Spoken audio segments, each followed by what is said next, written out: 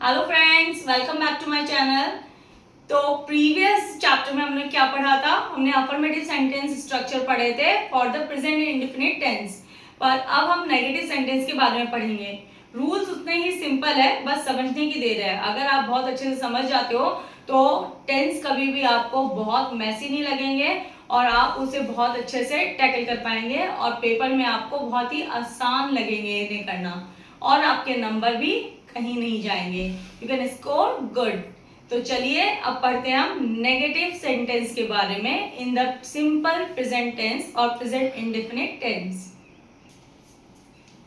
तो फ्रेंड्स, अब हम पढ़ेंगे नेगेटिव सेंटेंसेस के बारे में। नेगेटिव सेंटेंस क्या होते हैं? जो नॉट के फॉर्म के संग होते हैं। इट मीन्स कोई काम का ना होना, या ऐसा नहीं होता है, या नहीं होता, कभी भी नहीं होता है, उन सब के लिए हम लोग क्या लेंगे? नेगेटिव सेंटेंस देते हैं। नेगेटिव सेंटेंस का सबसे इंपॉर्टेंट पॉइंट होता है डू नॉट और डज नॉट, जिसका शॉर्ट फॉर्म क्या होता है? डू नॉट को हम शॉर्ट फॉर्म में डोंट कहते हैं और डज नॉट को शॉर्ट फॉर्म में हम डजंट कहते हैं। तो अभी कहां पर डजंट यूज होगा और कहां पर डोंट यूज होगा, ये सबसे बड़ा लोगों को कॉम्प्लेक्शन होता है कि भाई कहां पर क्या यूज होना चाहिए। थोड़ा कॉम्प्लिकेटिंग होता है, इसलिए लोग इसमें मिस्टेक भी करते हैं। पर अगर आप सेंटेंस स्ट्रक्चर के लिए पहले पर्सन को समझ जाते हैं, लाइक हमने अफर्मेटिव सेंटेंस में पर्सन को समझ लिया था, तो हमें पता चल गया था कहां पर एस और यस वर्ब की फर्स्ट फॉर्म के संग लगाना है और कहां पे नहीं लगाना है। वैसे ही कहां पर डू और डज लगाना है, ये भी कंप्लीटली डिपेंड करता है सब्जेक्ट के ऊपर। तो सबसे पहले बात करते हैं इसका सेंटेंस स्ट्रक्चर क्या होता है। सेंटेंस स्ट्रक्चर इसका होता है, सबसे पहले आएगा सब्जेक्ट, फिर डू और डज, और उसके बाद नॉट, उसके बाद वर्ब की फर्स्ट फॉर्म और फिर ऑब्जेक्ट। अब भाई बहुत सारे लोग पूछते हैं कि वर्ब की फर्स्ट फॉर्म के बाद एस और यस क्यों नहीं आया है, ये भी तो सिंपल प्रेजेंट टेंस ही है, तो नेगेटिव में एस और यस क्यों नहीं लगाया है हमने। तो बात ये है कि डू और डज, ये आपको दो हेल्पिंग वर्ब जो दिख रहे हैं, इसमें देखिए डू में कोई एस और यस नहीं है, सिंपल फॉर्म है वर्ब का फर्स्ट फॉर्म। और डज, अगर हम इसमें ईएस लगा देते हैं डू में, तो ये अपने आप में डज बन जाता है। इट मीन्स इसी में एस और ईएस ऐड हो गया है, तो हम वर्ब की फर्स्ट फॉर्म के संग कुछ भी ऐड नहीं करेंगे। तो वही सिंपल कॉन्सेप्ट इसके संग भी है पर्सन का। अभी देखिए सब्जेक्ट एज इट इज हमारे वही है, first person, second person, third person, और सबसे कॉम्प्लिकेटिंग वन वही है थर्ड पर्सन सिंगुलर नंबर। तो जहां पर भी ही, शी, इट या किसी का भी कोई नाम होगा, तो वहीं पर हम क्या यूज करेंगे?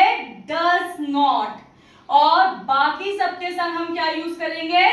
Do not. It means first person singular plural number, it means I और वी, दोनों के संग ही क्या यूज होगा?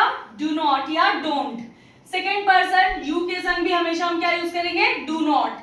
और थर्ड पर्सन प्लूरल नंबर यानी दे के संग हम क्या यूज करेंगे? Do not. सिर्फ और सिर्फ थर्ड पर्सन सिंगुलर नंबर यानी ही, शी और इट के संग ही हम डजंट या डज नॉट यूज करेंगे। चलिए कुछ एग्जांपल के थ्रू इसे और क्लियरली समझ लेते हैं। सबसे पहले मैं बात करूंगी थर्ड पर्सन सिंगुलर नंबर के बारे में। It means he, she, it या फिर किसी का भी कोई नाम। जस्ट लाइक देखिए, he does not eat spicy food, वो स्पाइसी फूड नहीं खाता है, मसालेदार खाना नहीं खाता है। ठीक है, तो नहीं खाता है इट मींस नॉट का फॉर्म लगेगा। पर ही जो है ये है थर्ड पर्सन सिंगुलर नंबर, इसलिए इसके संग हमने डज नॉट यूज किया है, ना कि डू नॉट यूज किया है। तो यहाँ पर हम क्या लिखेंगे? He does not eat. Most of the time paper में क्या होता है, आपको यहाँ पर एक गैप दे दिया जाता है, जैसा ही लिख दिया गया है, फिर एक गैप दे दिया गया है, ब्रैकेट में आपको वर्ब ईट दे दिया गया है, और उसके बाद पूरा स्पाइसी फूड लिख दिया गया है, और आपको यहाँ पे गैप फिलिंग करनी है इट का सही फॉर्म लगा के। तो इट का सही फॉर्म यहाँ पर क्या लगेगा? इट के संग अगर नॉट लगाया हुआ है तो यानी आपको डज नॉट लिखना है। अगर ब्रैकेट में आपको नॉट इट लिखा हुआ है तो आप यहाँ पे क्या लिखेंगे? He does not. तो हम यहाँ पर he does not it use कर रहे हैं क्योंकि ही जो है वो थर्ड पर्सन सिंगुलर नंबर है। लाइक देखिए नीचे इट, इट भी क्या है? थर्ड पर्सन सिंगुलर नंबर है, और इसमें भी हम क्या यूज करेंगे? डजंट या डज नॉट ही यूज करेंगे। It doesn't rain in this region, इस रीजन में ज्यादा बारिश नहीं होती है, तो बारिश ही नहीं होती, मैं ज्यादा और कम क्या, बारिश ही नहीं होती है। तो it doesn't rain in this region. Next क्या है, द ट्रेन। द ट्रेन भी एक थर्ड पर्सन है, ट्रेन के बारे में बात कर रहे हैं, थर्ड पर्सन है, इसलिए यहाँ पे भी हम क्या लिखेंगे, doesn't. The train doesn't arrive on time, मतलब कि ये मोस्टली जो ट्रेन है टाइम पे नहीं आती है। फिर देखिए, माय ब्रदर डजंट स्मोक, मेरा भाई क्या है, स्मोक नहीं करता है। तो माय ब्रदर भी क्या है, थर्ड पर्सन है, इस और सिंगुलर नंबर है, ब्रदर्स नहीं लिखा हुआ है, यहाँ पे ब्रदर लिखा हुआ है, इसलिए हमने यहाँ पे डजंट लगाया है। अगर यहाँ पे ब्रदर्स होता तो हम यहाँ पे डू नॉट लगाते या डोंट लगाते। तो हमने यहाँ पे क्या यूज किया है, माय ब्रदर डजंट स्मोक। अब नेक्स्ट देखिए, हम बात करेंगे इसके अलावा, यानी थर्ड पर्सन सिंगुलर नंबर के अलावा बाकी सबके संग क्या लगाते हैं। ऑब्वियसली बाकी सबके संग हम डू का फॉर्म लगाएंगे, यानी डू नॉट फॉर्म लगाएंगे। जस्ट लाइक वी, वी क्या है, फर्स्ट पर्सन प्लूरल नंबर है, तो हम इसमें डोंट लगाएंगे, डज नॉट नहीं लगाएंगे, हम इसमें डोंट लगाएंगे। तो क्या लिखे हैं, वी डोंट प्ले फुटबॉल, हम फुटबॉल नहीं खेलते हैं, तो do not play football.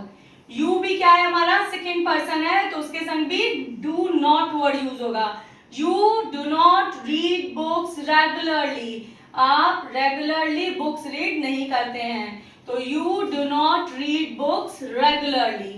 Next क्या है, आई। आई भी क्या है, हमारा फर्स्ट पर्सन सिंगुलर नंबर, तो इसके संग हम क्या यूज करेंगे, do not. I do not like drinking coffee, या फिर I don't like drinking coffee. अभी देखिए, यहाँ पर लाइक जो है वर्ब है, जिसका फर्स्ट फॉर्म हमने यहाँ पे यूज किया है डू नॉट के बाद। ड्रिंक भी क्या होता है, वर्ब होता है, पर यहाँ पर वो जीवन के अकॉर्डिंग आया है ड्रिंकिंग, इसलिए हमारा वर्ब का फर्स्ट फॉर्म इसी पे फोकस रहेगा। ठीक है, मेन वर्ब हमारा यही है।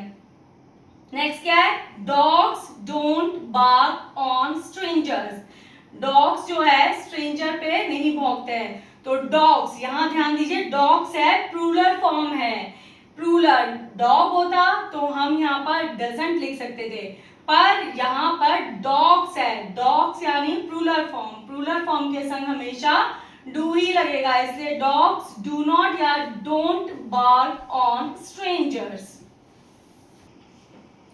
सो फ्रेंड्स, आई होप कि आपको ये वाला पोर्शन भी बहुत अच्छे से समझ में आ गया है और आप नेगेटिव सेंटेंस को बहुत अच्छे से जान गए हो कि नेगेटिव सेंटेंस में किस तरह से सेंटेंस स्ट्रक्चर होता है और पेपर के टाइम पे हमें कैसे गैप्स को फिल करना है। तो अफर्मेटिव सेंटेंस और नेगेटिव सेंटेंस हमने इधर फिनिश कर लिया है।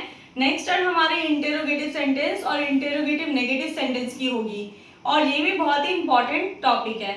आई होप कि आपको मेरा जो चैनल है वो बहुत अच्छा लगता है और आपको मेरे पढ़ाने का वे समझ में आ रहा है और अच्छा भी लग रहा है। और प्लीज़ मेरे चैनल को सब्सक्राइब करें, मेरी वीडियो को लाइक एंड शेयर करें। Thank you.